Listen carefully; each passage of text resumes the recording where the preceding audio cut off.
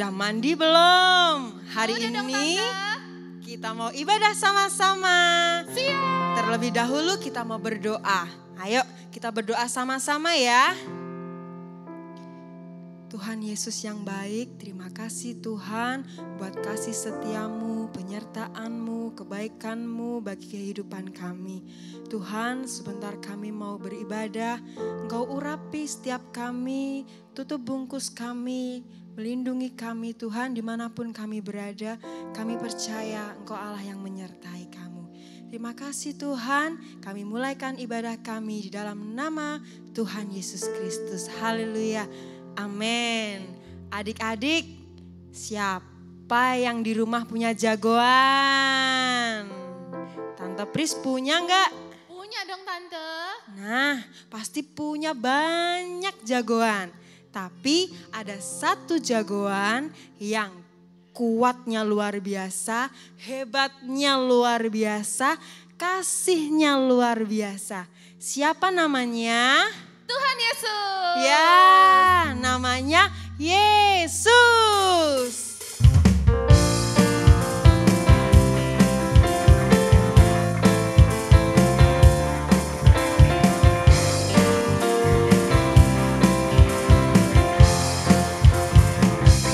Ada Power Rangers, ada Doraemon, Satria Baja Hitam, orang bilang dia hebat. Ada Gatot Kaca, kura-kura ninja, Batman dan Superman, orang bilang dia hebat. Tapi buat kita ada yang lebih hebat, namanya ajaib, dia jagoan kita. Namanya Yesus, jagoan kita. Ada Power Rangers, ada Doraemon, Satria Baja Hitam, orang bilang dia hebat. Ada Gatot Kaca, kura-kura ninja, Batman dan Superman, orang bilang dia hebat. Tapi buat kita ada yang lebih hebat, namanya ajaib, dia jagoan kita. Namanya Yesus, jagoan kita. Yesus, jagoan kita. Yesus, jagoan kita.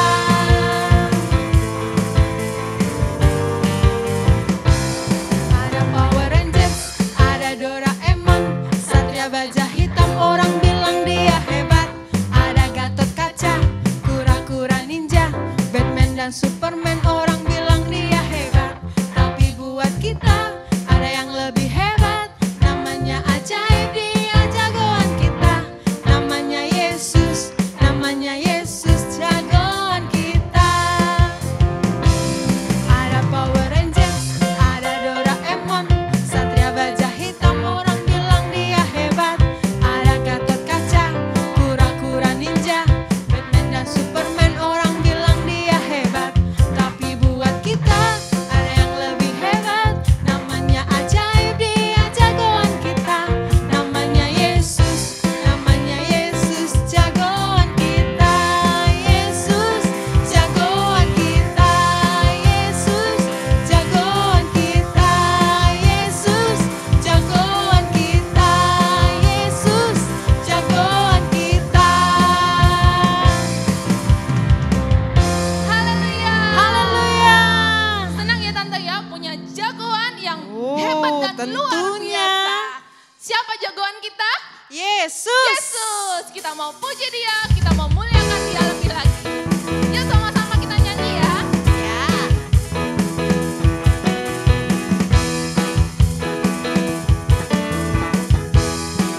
Siap-siap.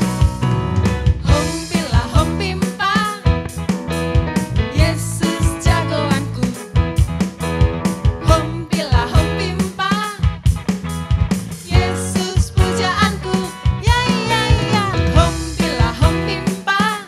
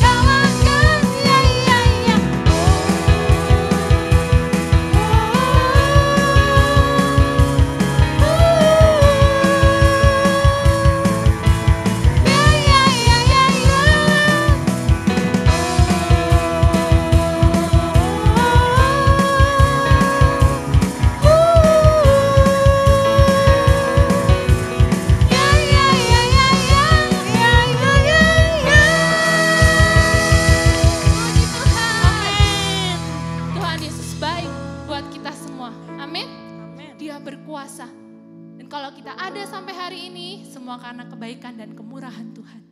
Kita mau siapkan hati kita untuk mendengar firman Tuhan. Kita mau mengucap syukur buat setiap kebaikan Tuhan dalam hidup kita.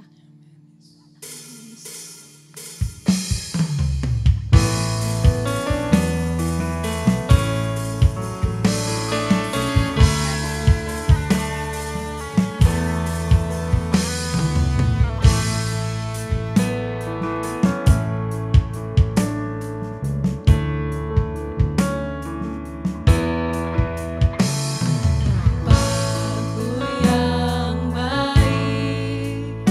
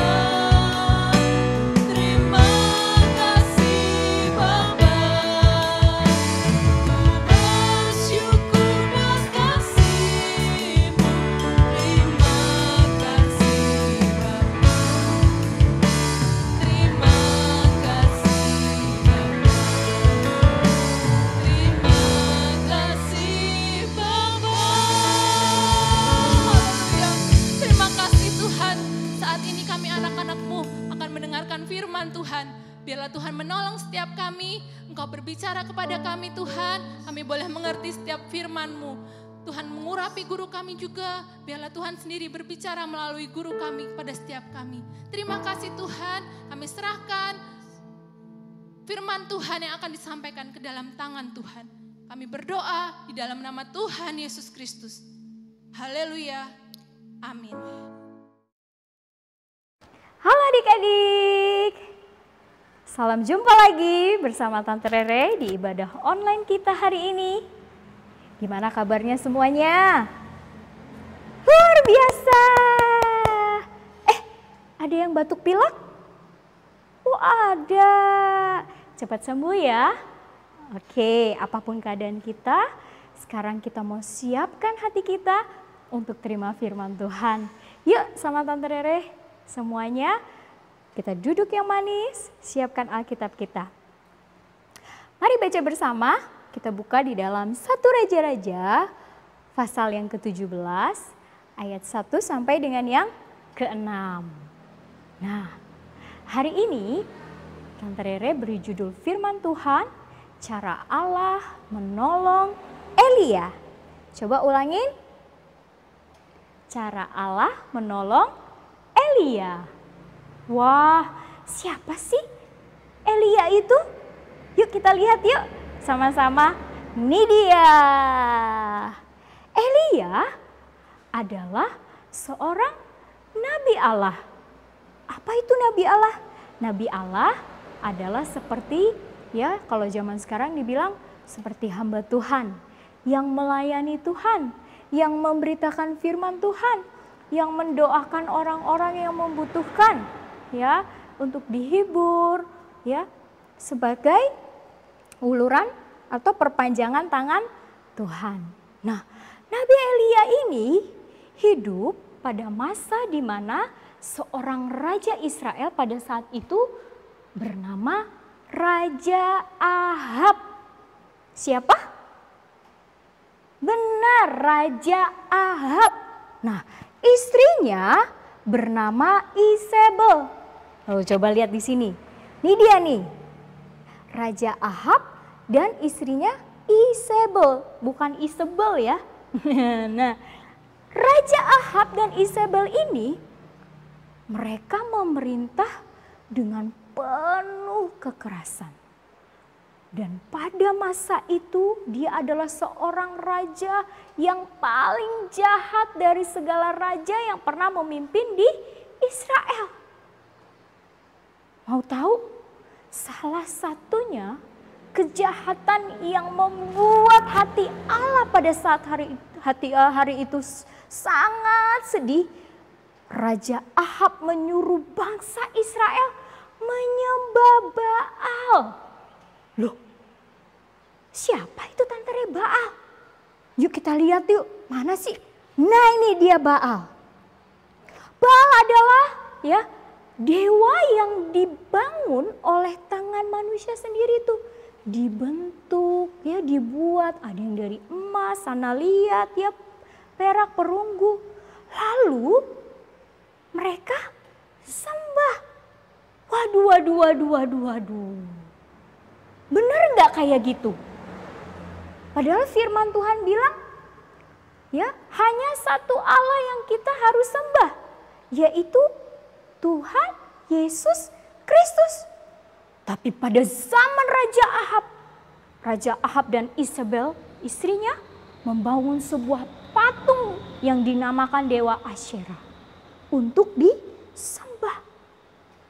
Pada waktu itu raja sedih.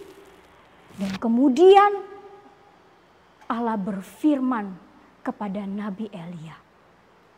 Elia, tolong sampaikan kepada raja dan bangsa Israel bahwa aku akan menghukum mereka karena perbuatan jahat mereka. Apa sih? Apa yang Tuhan perintahkan? Apa hukuman yang diberikan kepada Raja Ahab dan seluruh bangsa Israel yang menyembah Baal pada saat itu? Yaitu Tuhan memerintahkan bahwa tidak ada embun dan hujan. Ya, pada tahun-tahun itu. Bayangin, gak ada hujan, gak ada embun, panas, kekeringan. Kemudian waktu Ahab mendengar hukuman dari Tuhan melalui raja atau nabi, melalui Nabi Elia, bangkitlah amarah Raja Ahab. Berani-beraninya kamu bilang bahwa tidak ada embun dan hujan turun. Pengawal, bunuh semua hamba-hamba Allah. Lalu kemudian Elia pergi. Dan waktu Elia pergi, di situ juga Raja Ahab berkata bahwa Elia akan dibunuh. Tapi Tuhan berfirman kepada Nabi Elia. Katanya pada satu raja-raja, pasal 17 ayat yang ketiga dikatakan, Elia, berjalanlah, ya, pergilah ke timur, ke sungai atau ke tepi sungai Kerit. Bersembunyilah di situ. Kenapa harus bersembunyi? Karena pada saat itu tadi apa? Raja Ahab memerintahkan semua nabi-nabi Allah yang memberitakan kabar baik, yang memberitakan firman Tuhan kebenaran, itu harus dibunuh, termasuk Nabi Elia. Dan Nabi Elia juga adalah seorang manusia yang bisa takut. Wah, tapi Tuhan menolong, menyuruh Nabi Elia pergi ke tepi sungai Kerit. Wah, sama seperti keadaan kita mungkin saat ini. Ada virus corona yang membuat kita harus tinggal terus di rumah. Apa-apa di rumah, tidak boleh keluar rumah, tidak boleh bekerja, tidak boleh ibadah, kumpul-kumpul. Tapi puji Tuhan, kita masih bisa melalui online.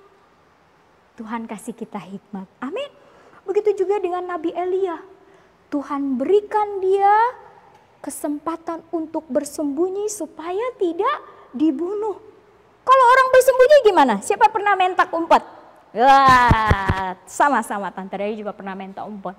Waktu si penjaga menghitung 1, 2, 3, 4, 10. Wah, semuanya ngumpet. Nah, waktu semuanya ngumpet, boleh nggak yang ngumpet nongol-nongol? Nggak boleh. Kalau dia nongol, waktu penjaganya lagi lewat, ketahuan. Sama. Nabi Elia waktu itu bersembunyi di sungai Kerit. Dan dia tidak bawa makanan, nggak bawa minum. Wah, dia hanya bawa dirinya. Tetapi karena Allah yang menyuruh berjalan, Nabi Elia nurut. Gak bantah, kenapa sih Allah aku harus bersembunyi? Enggak gitu. Nabi Elia nurut, dia jalan, akhirnya sampai. Dan waktu dia lelah, Tuhan bilang apa? Nanti kalau sampai di sungai Kerit, kamu bisa minum dari air sungai itu. Nabi Elia minum. Wah, segernya. Ya. Waktu dia minum, tiba-tiba perutnya bunyi. Siapa perutnya di sini kalau lapar bunyi? Walah, cacing di sini, kelaparan ya. Kok cacing padahal perut kita yang lapar. Waktu Nabi Elia lapar, belum dia mengucapkan, tiba-tiba dari langit ada burung berwarna hitam. Kok, terbang menghampiri Nabi Elia yang sedang duduk menunggu ada makanan. Kalau kalian tahu, burung gagak adalah burung yang rakus. Suka rebutan makannya ya. Kalau ada teman-temannya ya, burung gagak kumpul. Makan sampai bangkai ya yang sudah busuk dia makan. Kalau kita disuruh makanan basi bisa muntah-muntah. Tapi burung gagak yang diperintahkan Tuhan seperti waktu waktu firman Tuhan minggu lalu, ya Tuhan berhentikan matahari, berhentikan bulan. Begitu juga Tuhan perintahkan burung gagak membawa roti dan daging.